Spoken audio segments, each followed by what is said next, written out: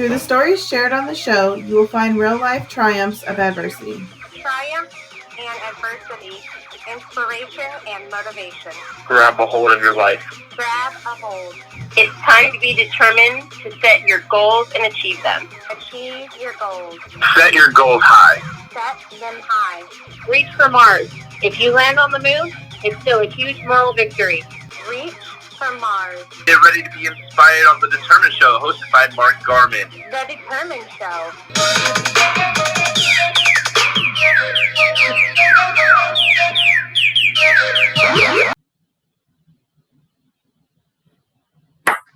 Good evening, everyone. Mark Garman here with The Determined Show. As always, each and every week, I try to bring on a special guest so they can share their testimony in hopes that you can pull a small piece of their testimony and carry it on with you to bring some sort of inspiration to your life with their testimony. This week, I have on a very special guest, and she's going to share with you her story. Her name is Cam Compton. Without further ado, a drum roll, please. And here she is, Cam. Hey, Mark. I'm great. I am really good. Hey, so why don't you go ahead and tell the community who Cam is, or give a brief introduction. Sure. So Cam is an 8-year stroke survivor. I am married. I've been married for 2 years and have dated my now husband for 2 years before that. Nice. I have 2 daughters, and I gained a son and a daughter when we got married, and 3 grandchildren, and I have a grandchild of my own. I work part-time, fortunately, in the same office that I was in before my stroke. I do work in a major hospital here in St. Louis, and I don't know what else to tell you. There you go. Hey, that was plenty. I think we have a little understanding of who Cam is. That's great. So now let's go ahead and jump into the nitty-gritty details. All right, so we want to know who Cam was before you had your stroke. So if someone was to go ask your best friend, hey, who's Cam? Like, what's she like? What does she like to do? Like, what's her personality like? So Cam was very involved. So I worked full-time, as I said, in the same job I'm in now, in the hospital. I volunteered at a homeless shelter 3 or 4 times a year with their kids. I ran 2 Girl Scout troops. Wow. I volunteered at school and church. I was just very busy, but I didn't mind busy. I was very organized in a lot of ways, so I got things done. I also had a daughter who was very involved in horses, and so we did lessons and cleaned the barn, and I had to do horse shows, and then I had my youngest, my granddaughter was living with me at the time, and she had her things. So I ran her Girl Scout troop and my youngest daughter's troop, and I was, I scrapbooked, I rubber stamped, I just did all kinds of stuff, and I was fun. I had lots of friends, very involved, with doing family functions, and just you name it. I did Girl Scout neighborhood events. I did district events. Now, I helped with them. I didn't necessarily run the whole thing, but Right. I just did. Yeah, I taught crafting at Michael's. That was a part-time job I took in all of this, and Wow. I taught classes and was their like organizer for their classes, and I taught their uh, national classes and things like that. So that was Wow. basically me before stroke. That's pretty intense. So Yeah. we have an aloha from Napa, California, from Salud, who is an avid watcher. And we have a hello from Washington State from Naomi. And then we have a hey Mark from Austin, Texas, Well, from Jerry Wall. I know of Jerry Wald. I've talked to him before. There you go. Yeah. Hi, Jerry. Now, so obviously that is a ton of stuff to be on your plate, Yes. and you have to be extremely organized or else you're not going to be able to juggle that. No way. Absolutely. No freaking way. Yeah. Yeah. So I had calendars. If I had a party at the homeless shelter, I started working on it 3 weeks beforehand and had my checklist and Right. yeah, absolutely. So, yeah, I was very organized, and you notice I used the word was. Yeah. I caught that. 100%. So, something that caught my attention was, you said that your daughter was into horses and she rode competitively. Is that what you said? Yes. Wow, that's pretty cool. That's pretty neat. So, how old was she when she did that? She did it until right around the time I had my stroke. It was either right before or shortly after. She was thrown, and it was a pretty bad thing. So actually, it must have been right before my stroke. But anyway, she was thrown, and we thought she was okay, and they were going to send her, home. Well, with me to go to the hospital, and then she started having neck and back pain. So she actually quit riding after that, or about that time. We went to the barn a few times after that, but yeah, she just didn't have it in her. She loves the horses. She'll go clean the barn or brush them or whatever, but she doesn't really have an interest in riding anymore. Yeah. Do Yeah. you guys have horses or? No, but we had 7 we could play with. Uh, So, yeah, her trainer had 7 horses, and so we could go and play if we wanted to. I that's pretty. didn't ride, but I didn't mind feeding them and brushing them, and I didn't particularly care for cleaning out the stalls. Yeah. That does not sound like fun. No, no, it wasn't. But it actually gave us lessons at a cheaper price. So, you Oh, just do what you got to do. yeah. Of course. Yeah, Who doesn't like cheaper? And then exactly. we also have a hello from mysterious place here from Shannon Garman. That's just some lovely woman. I don't know who she is. Okay. I think she might be my wife, but Oh, but I didn't get this. Okay. yeah.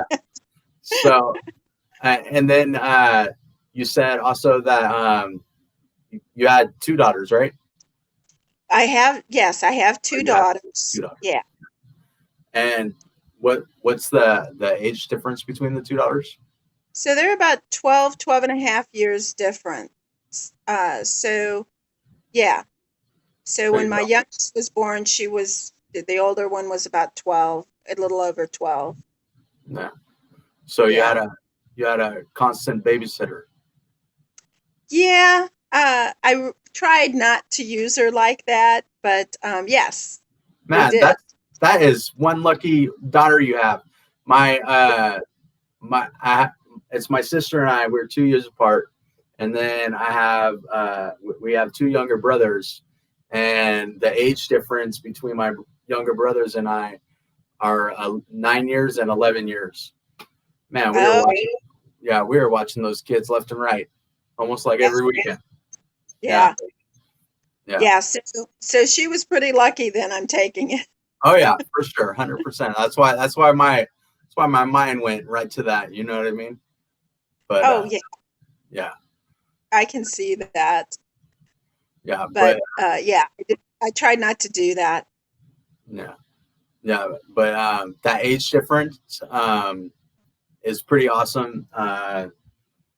So because we're pretty close as far as all four of us are, but Mhm. all four of us siblings are. But Yeah. let's go ahead and jump into what do you remember that day Oh, that absolutely. you had your stroke? Can you Yes. like walk us through like what you were doing, how it happened, and all that? Yes. So, it was the day after my 52nd birthday. I have to point You that are out. not that old. Yes, Stop it. I You am. look like you're 32 years old. Stop the Oh, nonsense. on. Who's paying you for this? Um, no, I will say that a lot of people think I'm a lot younger than I am. In fact, when I had my stroke and was in the rehab hospital, they would continually ask me my age and then go back to the chart to check it because they thought I was in my, mid 40s or Uh, something. uh, And, so that has happened. I'm fortunate to have really good genes from my mother and father. They both were in their 80s, and my dad didn't look his age until a few years before he died, and my mother still didn't look like she was 83, 82 when she died. She looked at several years younger, and they just both had really good skin or something. I don't know, but apparently I inherited that. there you But go. It's a yeah, good quality.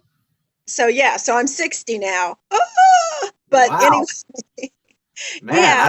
I don't believe that for 1 minute. Oh, you're good. I know. But it was a Tuesday. It was the day Yeah. after my birthday, and a group of us were doing. There was a weight loss show. I can't remember the name of it right now, where they would take you, from your weight, and you do boot camps every day for a couple of weeks, and I don't know what it was, but anyway, they named it that same thing, and so we were as a group doing it, and we went down to the scales, and it's a big, one of those big scales that you weigh stuff that you're shipping out or Right. whatever. And Right. so we all got on it and we weighed so that none of us felt bad about giving our individual weight. Hmm. Anyway, then we walked back upstairs and I was going to go straight back to my office. And I don't know, something stopped me. And I went to the cafeteria instead, where some of these people were waiting. And I was reading menus and trying to decide what I wanted because they have different stations there. And I got to one station and I was trying to read the sign and I just kind of felt funny.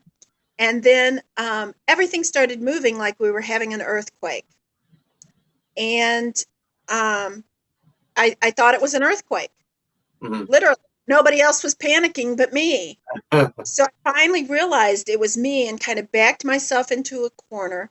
And I Uh, knew the supervisor was in the lane next to where I was. And I asked somebody to go get her.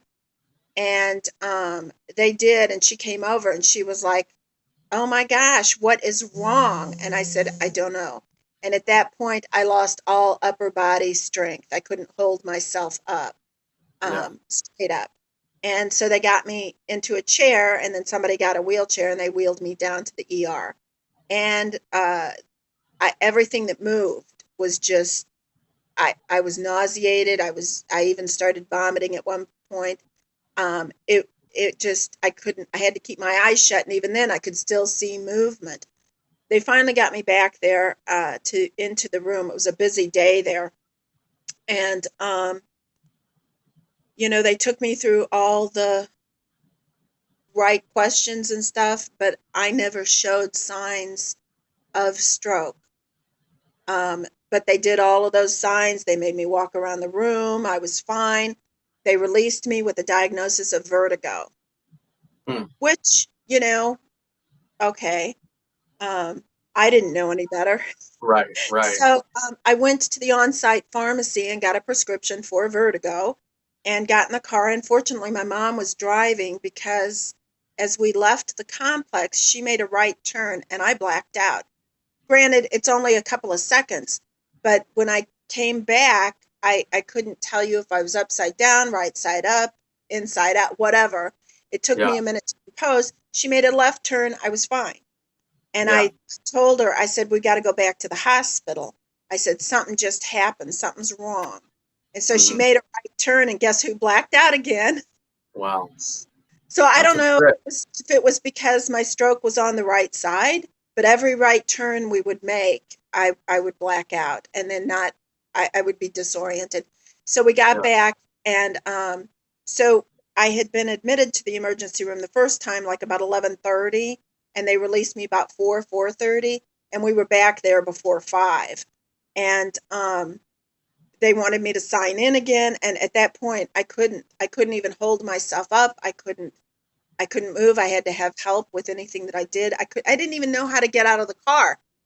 I mean, that's and I didn't know why I didn't know how to get out of the car. I knew I was supposed to know, but I didn't. So I have a I don't know, a guy out there yelling at me, get out of the car. Come on, I've got the wheelchair. And I'm like, just hold on. And my mother's yelling at Take me a from chill the other pill, side. right? Yeah, my mother's yelling at me from the other side. And I'm like, I couldn't process what to do. So I Yeah. did finally get out of the car. They took me in a wheelchair, and they wanted me to sign in again, and I'm like, I can't. I didn't know anything. I didn't. I just couldn't. So we did ask. There was a, a not a cart, a bed sitting in the middle of the emergency room, and I said, "Can I get up on it?" Because I couldn't hold myself up in the bed, so they helped me in it, and I laid down. And then I had right arm pain for I don't know how long. I mean, it was intense. It was going up my whole right arm, which I think the right arm thing is a heart attack and not stroke, but they didn't do anything because Yeah. I came from my car because I'd just been there, whatever. Yeah. So I don't know So, when they so was finally. the pain kind of like pins and needles, kind of like when your arm falls asleep, and just more painful? Like how would you describe the It pain? was it was like a shooting pain up my right arm, just super bad. I mean, super bad because I was crying and moaning, and it just wasn't going away. So it was intense pain. I wouldn't say it was tingly. It was just this sharp pain, and it just went straight up my arm and stayed there the whole time. Wow. Um, so it did finally kind of ease, and I fell asleep for a little while. I don't know when they took me back because I lost all sense of time at that point. But Yeah. I was finally admitted to the hospital out sometime after midnight, and it was still vertigo, and they brought, I had a doctor come in who was with, uh, I guess she was the one on call that day uh, for my doctor's group, and she just poo-pooed the whole thing. I think she thought I was faking something, Hmm. and a physical therapist came in to teach me how to walk with vertigo. We took 2 steps. She turned me around to the bed, put me back to bed, and said, "This is not vertigo." And then the tests started. So, Like CAT scan, EKG. MRI type test. Yeah. Yeah. See, they had only done a CT scan the night before. And they did the MRI, they did the EKG, I don't know what this one was, where they put the camera down your throat and they're looking at your heart to see what all of that is. So the results came back late that afternoon, and I had a stroke. And they could actually tell me what my stroke was caused by. So apparently, I have a genetic deformity in the artery, and it got blocked. It was so small that it caused this stroke. They did tell me that if it had been a full working artery, that this would have been catastrophic. Now, I don't Yeah. know if I'd be dead or if it meant that I would just be so disabled that, I wouldn't be able to do anything. Right. But and then that's when everything started. So 4 days after that, I was in a rehab hospital where I stayed for 6 weeks. So And when you were admitted to the hospital, um, you were going through the test. mhm, The therapist came in, try to give you the walking and all that stuff. Because I've had a stroke. A lot of people, that watch the show have had a stroke. So when we have our strokes, we're boom affected on one side or the other, to the point where we have to learn how to do everything all over again, walk, talk, use our affected side. So what deficits did you experience right away? And then what did you have to learn how to do all over again and all that stuff? so I had to learn. Well, it since my stroke was on the right side, it was my left side originally that was affected, and so I did have to relearn to walk. Um, Okay. and I started out with a walker, and Mhm. then the joke is that eventually, 9 months later, somewhere in there, I lost my walker in the barn with the horses, and it was never to be seen again. Uh, I don't recommend that for everybody, okay? But Right. that was going to work for me. They Yeah. tried me with different canes and stuff and said I was dangerous, and I said a danger to myself or others, and they said both. Yeah. So So you're uh, you're whacking people with a cane or what? I don't know. I couldn't get, I think I'd call it cadence down on any of those devices. And Yeah. so they tried the quad and the tri and the double arm with the wrist holds, and I Huh. just couldn't get that to work. So I Yeah. I used the walker. Okay. But it was a lot of my problem is cognitive. I see. Um, and I've learned over the years coping skills, so that's not as bad. But the fatigue, I have a huge problem with fatigue. Yeah. Um, I In the first few years, I was kind of okay because I only worked 20 hours a week and I had routine. Um, Several years ago, I had to go to 24 hours a week in order to keep my job, the insurance. Hmm. And I had to have insurance. Yeah. So, um, Yeah. This I- this whole thing that we go through and whatnot, the medical bills could pile up, especially if you have no insurance. right. Yeah. Well, even with insurance, my hospital bill was over $20,000. Yikes. It's with the insurance. So, um, the good thing is I know the system. And so I called, said I couldn't afford this. They took my financial information and I got like 75% of it written off. Nice. So, and a lot of people don't know that. I just let out a secret. But So it's only $5,000. I think it was just a little bit more than that, but yeah. So, that was a good thing. My rehab bill was only like $200. I'm like, What? for 6 weeks. I'm like, you paid for, all of this for rehab, but you wouldn't pay that more of the hospital bill. Yeah, I don't know how that works. Hey, But sounds like yeah. a win to me. Oh, absolutely. Because I was only working part-time. I was single. I had a Yeah. house. I had 2 kids in the house. Yeah.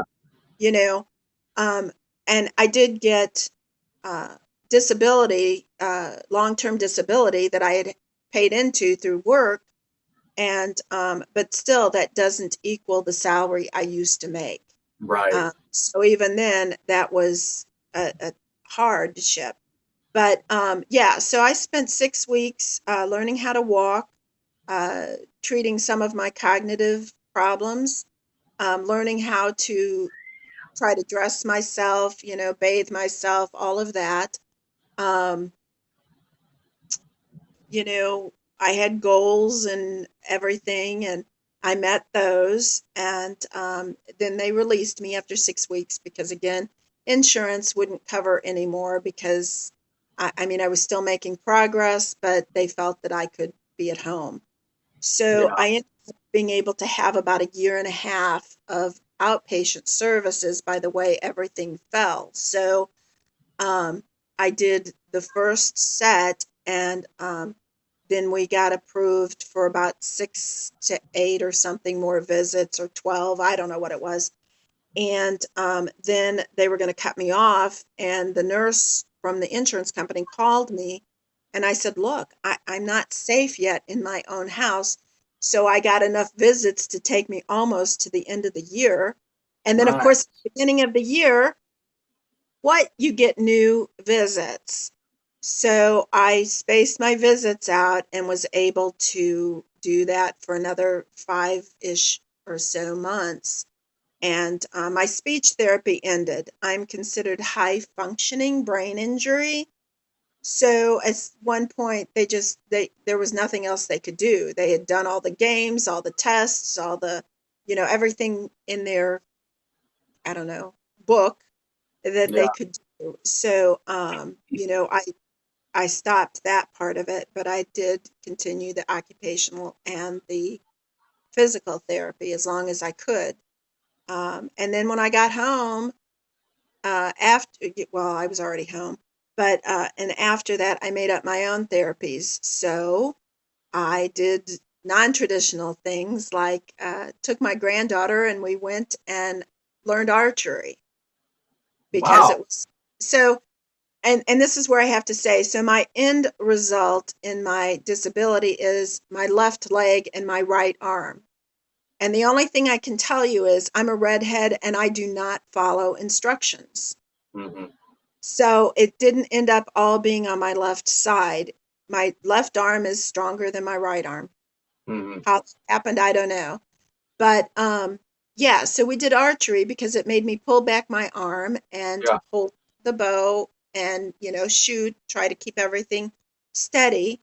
I walked with friends. They weren't long walks to begin with, and they never were even, I don't think I did more than a mile during the first few years. Hmm. But we, did it with the walker, then without the walker, and I just kept progressing. Um, my husband, who was my boyfriend, I guess, at some point, Well, bought me a that's tricycle. usually how that works. Yeah, You exactly. know. So, yeah, I guess you wouldn't want a husband and then a boyfriend because that doesn't. But anyway, so he bought me a tricycle, and so I now was running around the neighborhood for a bit on a little red tricycle, just like the ones the kids ride. Yeah. I totally 100% want one of those. Yeah, Those things are so freaking cool. yeah, so I want a bell on it, and uh, it does have a basket on the back, so we can put, maybe if the dogs would sit in it, we could put a dog in it, but I Uh-huh. don't think my dogs would sit in it very long. Right. But so we did that, and then he took me to like the shooting range, and I got to shoot guns, Nice. lots of guns. Nice. So we're trying to find one that I could use easily, and that's not very easy, to cock the gun and to, Right. hold it and, whatever else. Even loading it sometimes could be a problem. Yeah. But, so we did that. I've done, uh, oh, so Jerry is asking on here, sorry, I just saw this pop up, Yeah. but he wanted to know if I got TPA. No, it was too late. I'd had my stroke on a Tuesday, probably in the morning, but maybe in the afternoon, and they didn't diagnose the stroke until Wednesday late afternoon, after they did finally all the tests, when they Yeah. figured out it was not um, uh, vertigo. Right. That But is just, I find that so incredible that, because one of the, they have that acronym FAST or whatever, because yes, once you have a stroke, you want to get to the hospital as soon as possible because, it mitigates as much damage right. to the body, the brain. Um, So if you use FAST, it's face, arms, uh, uh, speech. speech, and time. Yeah. So I had no face issues. Right. My speech was fine. My Yeah. arms were fine. I Yeah. had no stroke symptoms. Right. Now, who knows? The new one is your tongue. So I don't know about the tongue thing because they didn't ask that one. Yeah. But yeah, so I didn't have any symptoms, none, absolutely nothing. And I didn't think I had a stroke by what I knew about stroke. Yeah. So I get that they didn't get it. And since I was Yeah. wobbly and the thing with the nausea with people moving, even with my eyes closed and stuff like that, I get why they thought it was vertigo, but I've heard from so many people that they've been told, and women especially were told that because I also run a stroke support group, an in-person stroke support group. And I've heard from a lot of women that they were told that also. So I don't know if sometimes we just show different signs Yeah. or no signs, or what it is. But yeah, so that's that part of it. So I do. I wouldn't have thought I'd had a Yeah. stroke. Well, the point that I was trying to get at was the time aspect. So, you have a stroke, and the sooner you get to the prognosis Hmm. and you dive into treating the stroke, the Hmm. less damage it does to the brain. In Right. turn, the less damage it does to the body. Right. So with yours, it was like what a day and a half, 2 days later where they finally diagnosed that you had a stroke. Right. Well, Yeah. they started testing around 24 hours later. So, yeah. So that was way too late. Because I think it has to be given within 3 to 6 hours, maybe, or three to Yeah. 4 hours. Yeah, after your stroke. And I do believe, though, there's a new drug that may be coming out where it is a longer period of time that before you have to uh, skip it. It's Yeah. more like 6 or 12 hours or something like that. But Mhm. I don't know if it's been approved yet or not. Yeah. But Like Salute is saying here, despite the hospital not diagnosing your stroke right away, you are doing fantastic. I am. I have to say this, and I don't say it to brag. I am. So I am living a much better life, I think. But it's a hard road to get here. So for like 6-ish years, 7 years, I fought every step of the way to regain balance, to Mm. be able to do the things I do. I met my husband 4 years ago, and that changed. That was a change in my life. I sold my home in 2017. It was a two-story home, and I had tried for 5 years, to 6 years or something, to work that house. I was on almost an acre lot, and I just couldn't do it. And so we decided to sell my house and move into Joe's house in the city of St. Louis, and because it was one level, ranch type, and Mhm. smaller yard, a big yard for the city, but a smaller yard. And I did not do well there either. I mean, I loved the home, and the quirkiness of it and all of that, but I couldn't meet neighbors. We couldn't find a church. It just wasn't working for me. It was a long, long drive to work, I thought, and it was all highway. And so change is not good for me, guys. So I don't know how many of you have that, but yeah, so this change was never good. We tried for about 2.5 years, and last July 3rd, we moved into a new house. and this is my happy place, and that has helped too. So the last year and a half or so, I've been working more on the me part. So I have done something that I call neuro movement, which helped me regain more balance and more use in my arm. I've done chiropractors, and I was seeing a doctor of Eastern medicine and doing acupuncture and drinking teas, and then I went back to the gym, um, which was hard for me because I'd been an avid gym user before the stroke, so I was there 2, 3 times a week. But my energy levels weren't really allowing me, but I was determined to start this. So I started going to the gym, and my husband would go with me. And then I worked with a personal trainer once a week, once every other week, but not all the time, but enough to get me familiar with the equipment and exercises to do. And I still progressed, but I switched when we moved. We were closer to another gym, and I actually worked for a few months before they closed down with a trainer who also had a background in physical therapy, and I made more progress in 2 months than I think I'd made in like a year. Wow. So then when we moved and they closed, uh, they actually closed and have not reopened here in St. Louis. So we found another gym not far from here. And it's really interesting because the trainer that I'm using now pushes me harder than anyone ever has. And he is a TBI survivor, so he doesn't take my bull. Right. Right. Yeah, so when I say I'm tired, Hey, when I say I'm tired, he says, "Suck it up, Buttercup." there He you said, go. so so I've never stopped. I've been on a weight loss journey, and over the last, well, more this year I lost than I did last year, but altogether I've lost about a little over 60 pounds.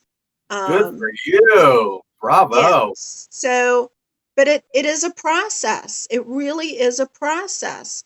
I had to accept this life.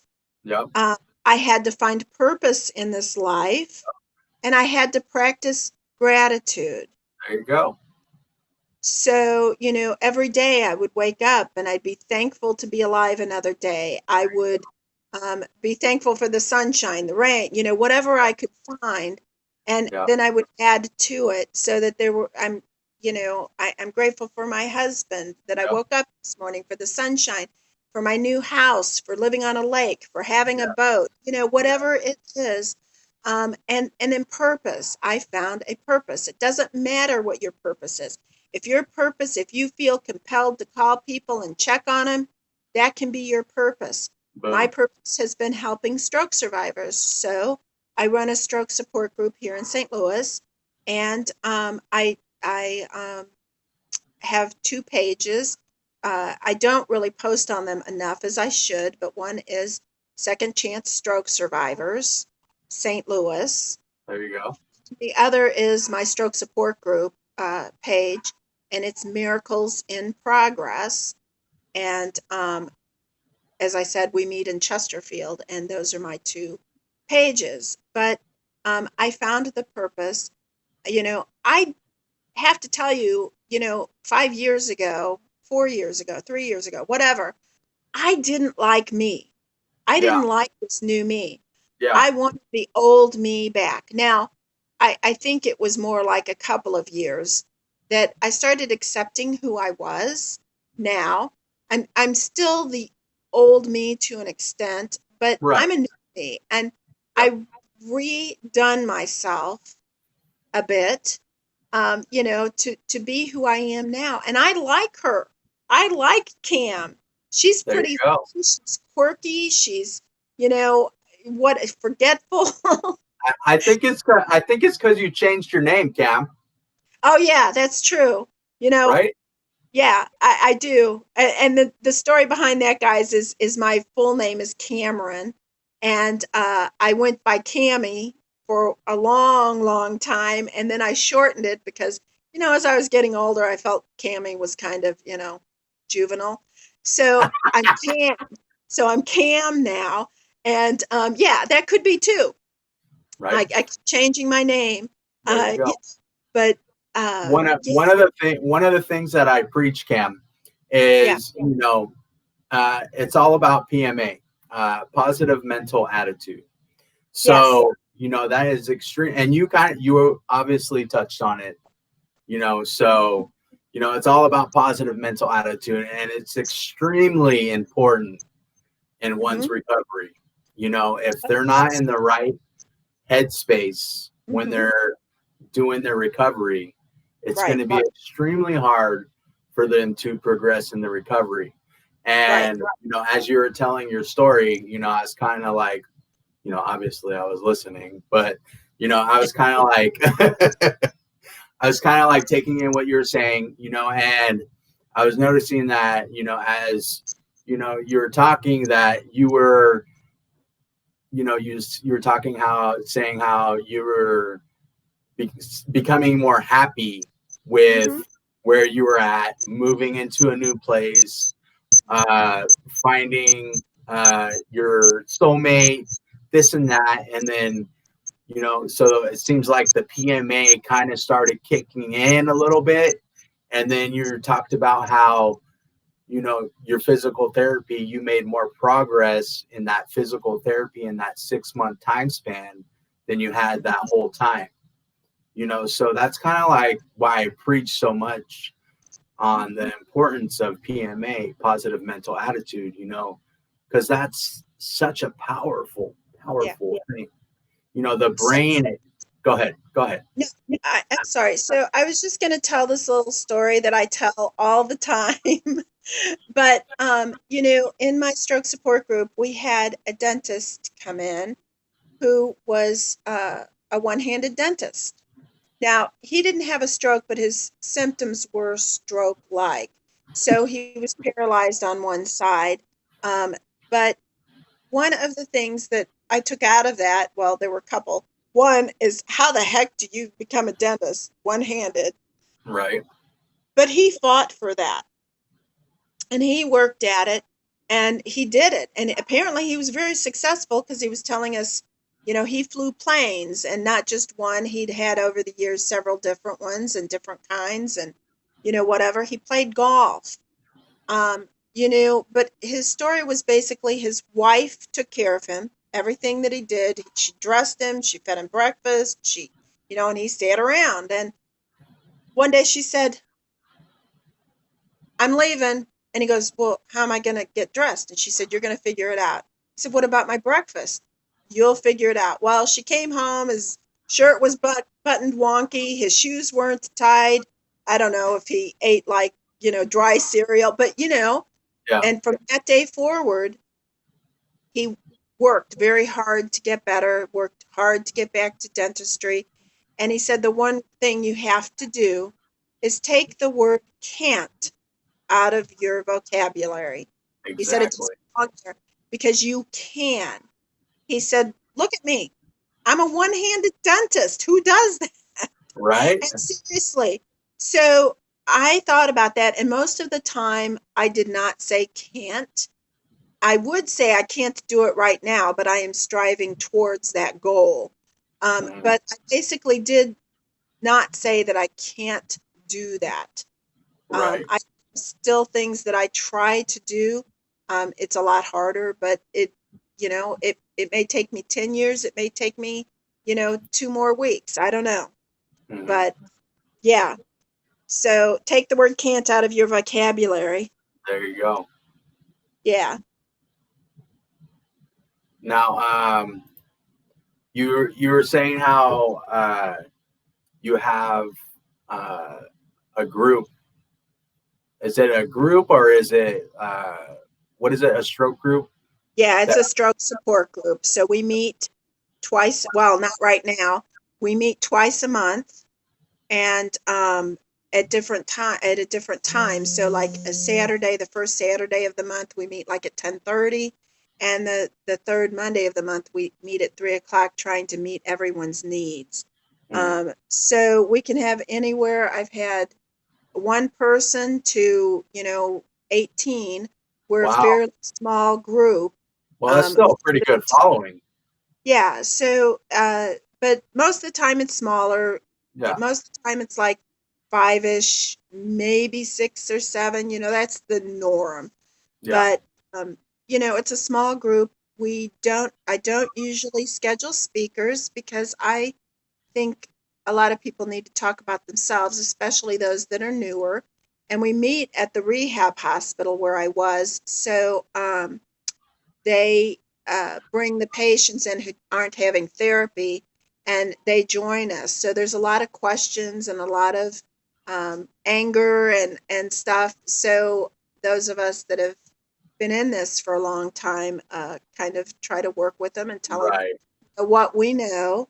And so it's all good. And I get something out of it, even to this day, 8 years later, working with these people and them working with me. So I'm also a stroke advocate at the hospital. So they call me when they need someone to talk to a stroke patient. A lot of times they call me because I am already there usually when they need somebody working. And so I can walk over to a room and talk to somebody about that. So I do that also, which I forgot to mention. But yeah. That's pretty neat. So when you do that, obviously, so they're already told by the doctor that they have had a stroke, and then you kind of go in there and you tell them like what to expect, or what exactly do you do with that? Well, a lot of times, they especially called me early on when they started the program for those patients that were younger. Yeah. So, in their 40s, in their 50s, because they thought only old people had that, or you know, the family wasn't coping well, or whatever it was. And I would just go in and they could ask questions, or I would just tell them my story and then they'd ask questions. It wasn't, it's nothing that's written down, Hmm. so yeah, and that's kind of a cool program. And I know many hospitals now do that. So you might check with your local hospitals, especially if they have a stroke floor or a stroke area or stroke coordinators, and see if you can do that, if they have a program where you could come in and be a volunteer to do that. That's pretty cool. I think I might check that out actually. It's pretty Yeah, neat. Yeah. And then yeah.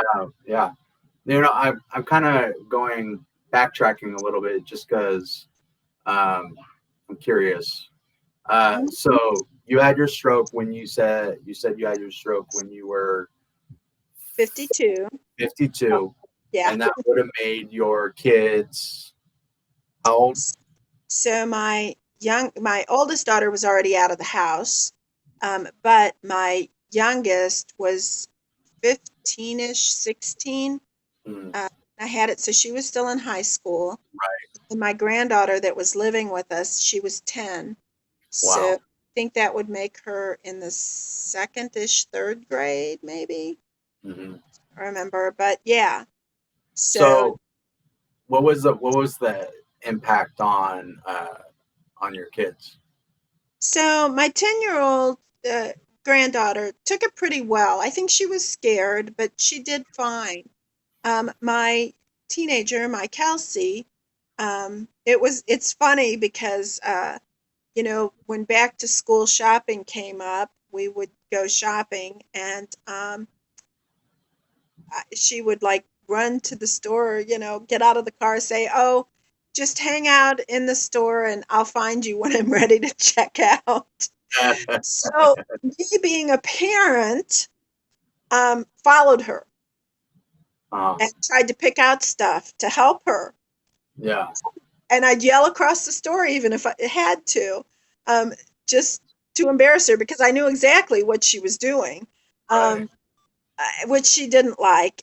But, she was also a tennis player, so I would have to go to her tennis tournaments and for school and for her uh, tournaments. I don't know what they were called. There was a group, but anyway, she did these tennis tournaments on the weekends, and so I'd have to go. I was still in my walker, and sometimes she'd accept it, and sometimes not. Yeah. So the funny part about this is about 3 years ago, she was still finding herself. So she was just working here and there and stuff. And she approached me and she said, "I know what I'm going to do." And I said, "Oh, okay." She said, "I'm going back to school. I'm going to become a nurse." Number one, you could have heard a pin drop and you could have scraped me up off the floor. Um, but uh, I I said, okay. She had a plan. So she was going to become a CNA while going to school and work and, go to nursing school. Well, of course, you have to have pre nursing stuff. And so she has done that. And she has worked as a CNA at the rehab hospital. And I put in a word for her and said, her resume, her applications at the big hospital, if you have an interest. And she got a job at the rehab hospital. How And awesome is that? yeah, so the Good best for part about her. it is she has worked not always on the stroke floor, but she has worked on the stroke floor. And I think she gets me now. Yeah. I don't think before, I think she tolerated me more than she accepted. And I think she accepts me as I am now. And after working with patients, and she tells people my stories sometimes. Yes. So, that's kind of, that was my proud mama moment. For Um, sure. when people find out that she's my daughter. And actually, I've heard some great, I don't know if you want to call them reviews, but people have said some great things about her and said, yeah, she's told us about you. So you're her. Stuff like that. So yeah, so as a teenager, not so accepting, kind of cold and stuff. But I think part of it was in the beginning she was afraid, and the Mhm. other part of it was just plain being a teenager and Right. wanting to do her own thing. Um, but like I said, the 10-year-old was pretty good. I mean, she would help me with some stuff and she was around and things like that. So she's pretty good. Even now sometimes, but yeah. That is incredible. I love it. Yeah, I, I love the part that Kelsey is doing uh nursing and the fact that she's at the rehab hospital and working a lot on the stroke floor. That yeah. is really the best thing that she could ever do for me. Yeah. It's almost like, you said like she was like, trying to, quote unquote find herself and and then she kind of like maybe just had like an aha moment, type thing, and it was all about you. That's Well, something I'm really special. taking it that it's all about me. No, I mean that's you telling the story and that's what I got out of it. I Yeah. wasn't taking what you said. Hmm. I wasn't taking what you said as with that being that. I was just taking as the how things played out. With how it Yeah. played out, and Yeah. that's exactly the way I took it. So Yeah. So yeah, that's my cool story about my youngest. yeah, that's very very heart touching. I love it. I love it. Yeah. Yeah. Now, yeah. Now, so I will be posting the links to your stroke groups in the description and our YouTube and your YouTube show, our YouTube show. Okay. Okay, so people can go check it out, join whatever they want to do, and then yeah. Do you have any concluding thoughts for our community? So I can't tell you how to get to where I am, but again, I say gratitude, finding purpose, and accepting yourself are huge parts of this. And hard work. I mean, stroke is not something that in a year you're going to be better. Now, everybody is different. So some people may walk out of the hospital, but they may have major cognitive problems, or some people may be in a wheelchair. But all I can say is keep working. Don't ever stop, even if you don't think you're making progress.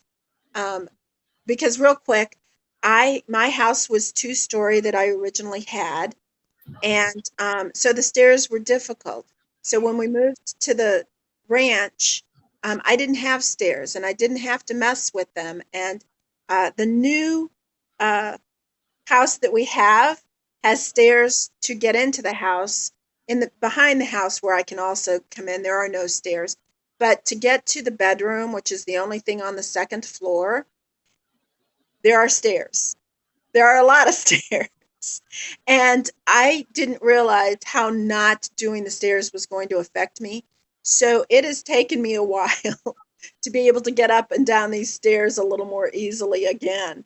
So you don't realize what work you're doing is actually helping you, because sometimes you don't see it when you're a year, 2 years, 3 years, 8 years out. So keep working no matter what it is. Keep walking, keep, trying to do stairs, keep trying to put on the fitted sheet, whatever it is. So that's my words of wisdom for the night. There you go. I love it. Now, mine are, I've had something similar when I went through my MBA program, where I went to the hospital and they told me I was fine and sent me home multiple times, like 3 or 4 times. Mhm. And it turned out that my shunt was broken in my neck. So with that being said, if there's something wrong, Mhm. don't, because you could have just went home, Right. because they told you, there's nothing wrong. You could have just went home. Instead, you said, no, we got to go back. Mhm. So with that being said, if there's something wrong, Mhm.